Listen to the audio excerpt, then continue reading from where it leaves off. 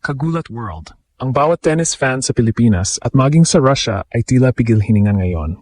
Ang ating Pinay tennis firecracker na si Alexandra Ala ay nasa brink ng isang explosive clash laban sa World No. 5 at defending champion na si Mira Andreeva sa BNP Paribas Open. Ito ang 5th Grand Slam sa Indian Wells at ang tadhana ay tila naglalaro dahil ang draw ay nagpapahiwatig ng isang potential round of 32 showdown. Si Alex, na bitbit ang kanyang bagong career high na number 31, ay seeded na at may first round bye. Isang pribilehiyong nakuha niya matapos ang kanyang kahanga-hangang performance sa Dubai. Si Mira Andreeva, ang 18 anyos na Russian prodigy, ang Queen of Indian Wells matapos niyang dominahin ang torneo noong nakaraang taon. Pero ang hype na bumabalot sa posibleng tapatan nila ni Alex ay parang isang Siberian blizzard na nagpapakaba sa lahat. Ang mga fans ay buzzing with chills, hindi dahil sa lamig, kundi dahil sa excitement. Naniniwala ang marami na ang ating underdog na Pinay ay may sapat na bala para gugulatin ang Russian sensation sa mismong baluarte nito. Ang laban na ito ay hindi lang basta palitan ng palo. Ito ay isang grudge match na nagmula pa sa kanilang junior days. Sariwa pa sa alaala ang US Open Girls Quarterfinals noong 2022 kung saan dinomina ni Andreeva si Alex. Ang pagkatalong iyon ay nag-iwan ng matinding doubt sa pro-transition ni Ala. Pero ngayon, career versus bansa ang nakataya. Habang si Alex ay grinding through grueling schedules at pumabangon mula sa mga early major heartbreaks, bitbit niya ang pag-asa ng isang buong nasyon. Si Mira naman, sa kabila ng kanyang number 5 ranking, ay nakakaramdam ng matinding pressure bilang defending champion, lalo na't ang kanyang mga kamakailang finals losses ay nagpapakita ng emotional cracks sa kanya. Ang matchup na ito ng clash ng dalawang young talents na itinuturing na future rulers ng WTA. Sa bawat post at tweet, makikita ang mixed emotions. Ang paghanga sa Ella crowd waves na nagbibigay ng goosebumps sa stadium, at ang kaba kung kakayanin ba ni Alex ang pressure ng fame. Pero isa ang sigurado, ang desert courts ng California ay magiging saksi sa muling pag-aapoy ng isang rivalry na magbabago sa kasaysayan ng tennis. Ang muling pagkikita ni na Alexandra Ala at Mira Andreeva sa round of 32 ng Indian Wells ay tila isang script na mula sa isang blockbuster movie. Ito ang labanan ng Pinay-seeded star laban sa defending Russian queen. Ang buong Siberia ay tila gulantang dahil ang batang Pinay na dati nilang minaliit sa juniors ay isa na ngayong seryosong banta sa world stage. Ang atmosphere sa Indian Wells Garden ay parang may earthquake sa tindi ng hype. At ang mga fans ay naniniwalang mas malaki ang potential na upset na ito kaysa sa naging panalo ni Alex kay Swiatek sa Miami. Para maunawaan ang bigat ng laban na ito, kailangang balikan ang 2022 US Open Junior Quarterfinals. Noon, si Andreeva ay parang pader na hindi matibay-tibay ni Alex. Ang straight sets loss na iyon ay isang masakit na sting na nag-question sa path ni Alex patungong Pro Tour. Ngunit imbes na sumuko, ginamit ito ni Alex na pro-fire. Matapos ang 2 taon, si Alex ay hindi na ang batang dehado. Siya ay fresh mula sa career high number 31 ranking. Ngunit ang daan patungo rito ay hindi naging madali. Dumaan si Alex sa mga heartbreaks, early exits sa majors na nagtulak sa mga skeptics na questionin ang kanyang consistency.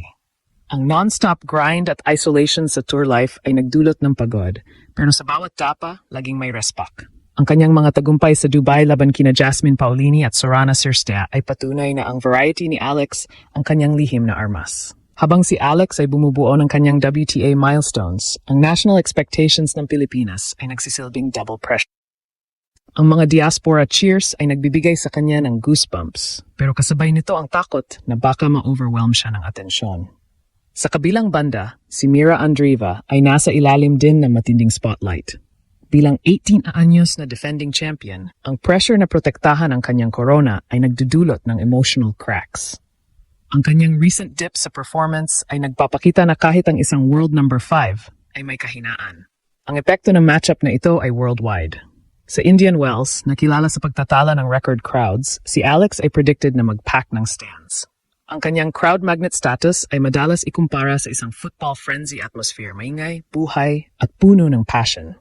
Ino-outshine niya ang ibang elite players pagdating sa fan engagement. Ang muling pagbuhay sa kanilang junior rivalry sa pro stage ay nagbibigay ng bagong sigla sa WTA's youth movement.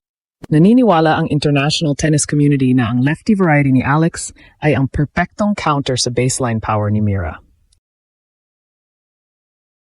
Ito ay hindi lang laban para sa ranking, ito ay laban para sa inspirasyon ng buong Southeast Asia na ginagawang Pinoy territory ang bawat sulok ng California desert. Handa na ba ang mundo para sa susunod na kabanata ng gulat ng mundo? Ang anticipation ay literal na nakakamatay. Isipin mo ang eksena, ang disyerto ng Indian Wells, ang sikat ng araw ng California, at ang sigaw ng libu-libong Pilipino. Alexandra Ala vs. Mira Andreeva, ang junior rivals turned pro threats. Ang momentum ay nasa panig ng ating Pinay warrior. Matapos ang kanyang historic run sa Miami, alam ng buong mundo na si Alex ay hindi natatakot sa mga higante. At ngayon, ang Siberian Queen naman ang kanyang target. Ang hype sa bawat kanto ng tennis world ay insane. Dahil lahat ay nag-aabang sa possible repeat gulat. Nayayanig sa WTA rankings, sumisid tayo ng mas malalim sa struggle ni Alex. Mga gabi ng tour fatigue, hinarap ni Alex ang bawat pagsubok ng may unbothered poise. Ang pagkatalo niya kay Andreeva noong 2022 ay nagsilbing blueprint ng kanyang pag-unlad. Natuto siyang maging matiyaga, natuto siyang gamitin ang kanyang katalinuhan sa loob ng court. Ang pressure ng national pride ay ginawa niyang gasolina imbes na pabigat. Si Mira Andreeva, sa ay may bit-bit na sariling multo. Ang pressure-cooked environment ng pagiging defending champion ay hindi biro. Ang kanyang mga vulnerabilities sa mga dikit para sa isang aggressive disruptor tulad ni Alex. Ang reactions mula sa past matches ay nagpapakita ng joy at tears mula sa mga fans na nakasaksi sa pag-akyat ni Alex. Marami ang nag-aalala sa burnout ng mga batang atleta. Pero ang ipinapakitang maturity ni na Alex at Mira ay nagpapatunay na sila ang susunod na reyna ng sport. Sa mas malawak na pananaw, ang Ella Andreeva saga ay sumasakop na sa buong tennis land. Si Alex ay itinuturing na magnet na kayang gumawa ng lively zones na mas energetic pa kaysa sa mga laro ni na Gauff o Sabalenka. Ang mga goosebumps mula sa atmosphering ito ay nararamdaman hanggang sa social media. Ang online buzz ay nagkakaisa. Ang agility ni Alex ay kayang sirain ang rhythm ni Andreeva, lalo na sa mas mabagal na courts ng Indian Wells. Ito ay nagbibigay ng boost sa tournament diversity at nagpapakita ng lakas ng Asian representation sa isang sport na dati ay dominated ng Westerners. Sa huli, ito ay tungkol sa rallying the nation. Mula sa mga pagkatalo na nagdulot ng heartbreak sa bayan, ngayon ay legacy in motion na tayo. Si Alex Ayala ang nagsisilbing spark na nagpapanumbalik ng ating paniniwala sa Grand Slam dreams. Ang kanyang journey mula sa pagiging junior underdog hanggang sa maging isang seeded pro contender ay isang kuwento ng tagumpay laban sa lahat ng odds.